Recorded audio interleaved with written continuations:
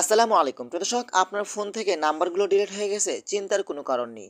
১০ বছর আগেও যদি আপনার ফোন থেকে নাম্বারগুলো ডিলিট হয়ে যায়, ডিলিট হয়ে যাওয়া নাম্বারগুলো আপনি খুব সহজেই ফেরত আনতে পারবেন। তো চলুন আপনাদেরকে দেখিয়ে দিচ্ছি এই কাজগুলো আপনারা কিভাবে করবেন।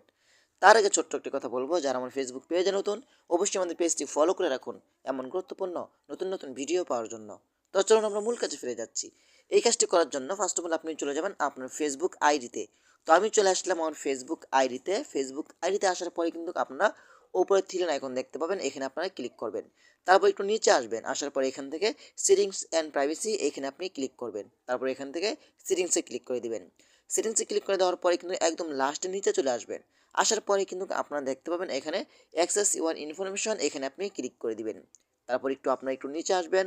আসার পরে কিন্তু এখানে একটি অপশন পাবেন, সেটা হলো পার্সোনাল ইনফরমেশন, এখানে আপনি ক্লিক করবেন। তারপর একটু নিচে আসার পরে কিন্তু দেখতে পাচ্ছেন এখানে ইউর অ্যাড্রেস বুক, এখানে ক্লিক করবেন। এখানে ক্লিক করলে কিন্তু আপনার ফোনে যতগুলো নাম্বার ডিলিট হয়ে গেছে ততগুলো নাম্বার কিন্তু এখানে শো হবে।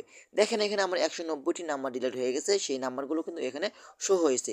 এখন আপনার যে নাম্বারটি আপনার প্রয়োজন, আপনি এখান থেকে অ্যারো বাটনে ক্লিক করবেন, সম্পূর্ণ নাম্বারগুলো আপনি দেখতে পাবেন। তো এভাবেই চাইলে কিন্তু আপনি ফেসবুকের মাধ্যমে আপনার ডিলিট হয়ে যাওয়া নাম্বারগুলো পুনরায় ফেরত আনতে পারবেন।